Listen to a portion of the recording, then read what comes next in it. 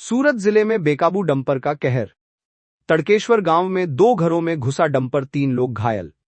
सूरत जिले में डंपर चालकों का आतंक थमने का नाम नहीं ले रहा है। बीती देर रात मांडवी तहसील के तड़केश्वर गांव में एक अनियंत्रित डंपर ने भारी तबाही मचाई।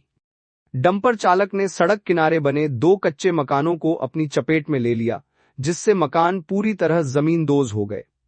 यह हादसा उस समय हुआ जब घरों में लोग गहरी नींद में सो रहे थे। डंपर इतनी रफ्तार में था कि उसने सड़क किनारे बने 2 घरों को बुरी तरह कुचल दिया। पहले घर में 3 लोग सो रहे थे, दूसरे घर में 4 लोग सो रहे थे। इस भीषण टक्कर में 2 युवक और 1 युवती गंभीर रूप से घायल हुए हैं। घायल युवकों को तत्काल नजदीकी अस्पताल में भर्ती कराया गया है, जहां उनका उपचार चल रहा है। डंपर की टक्कर से घरों में रखा सारा सामान पूरी तरह नष्ट हो गया है, जिससे गरीब परिवारों को भारी आर्थिक नुकसान पहुंचा है। हादसे को अंजाम देने के बाद डंपर चालक मौके से फरार होने में कामयाब रहा। घटना की सूचना मिलते ही तड़केश्वर पुलिस तुरंत मौके पर पहुंची और स्थिति का जायजा लिया। पुलिस ने फरार चालक के खिलाफ मामला दर्ज कर उसकी तलाश शुरू कर दी है। दिखाते हैं आगे की रिपोर्ट। अजय ક્યાં રહેવાનું? તડકેશ્વર હું થયેલું રાત્રે?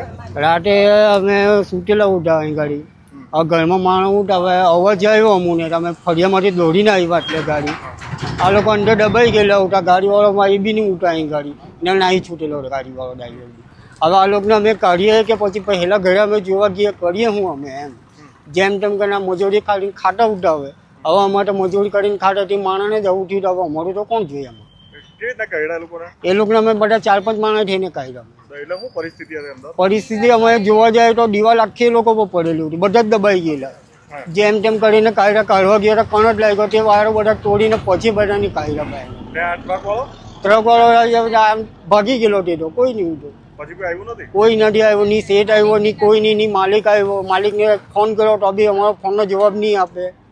તો પછી આ ઘરને બધું તૂટી ગયું તો ખાધું અવરથી? કઈ નથી, એમ જ ભૂખાને ટળા જ બેઠેલા। ફળિયા માટે કોઈ ચા આપી તે જ પીધેલી છે, હવાના એમ જ બેઠેલા છે। કાજલ, ક્યાં રહેવાનું? ગુંડી ફળિયું, ગામ? તડકેશ્વર। શું થયું બેન? રાતના હુટેલા હતા 2 વાગે 2:30 વાગે તો ટ્રકવાળા આવ્યો, ડાયરેક્ટ અંદર ગાડી ઘુસાડી દીધી। અમે હુટેલા બધા દબાઈ રહ્યા અંદરમાં તો બારોબાર 5-6 જણા આવ્યા, હોટલવાળા દોડ્યા અને અમને કાઢ્યા।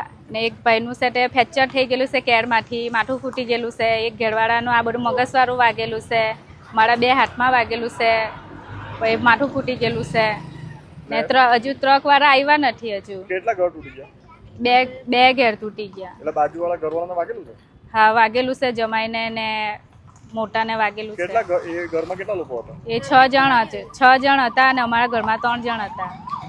ને ટોટલ 4 ને વાગ્યું? ટોટલ 4 ને વાગ્યું। શું કહે છે ટ્રકવાળા? પોલીસ આવેલા? પોલીસ વાળા રાતે આવેલા, ખાલી તે તો પાછા કઈ કાર્યવાહી કઈ કરી નથી, ખાલી આવીને જોઈને નાહી ગયેલા છે।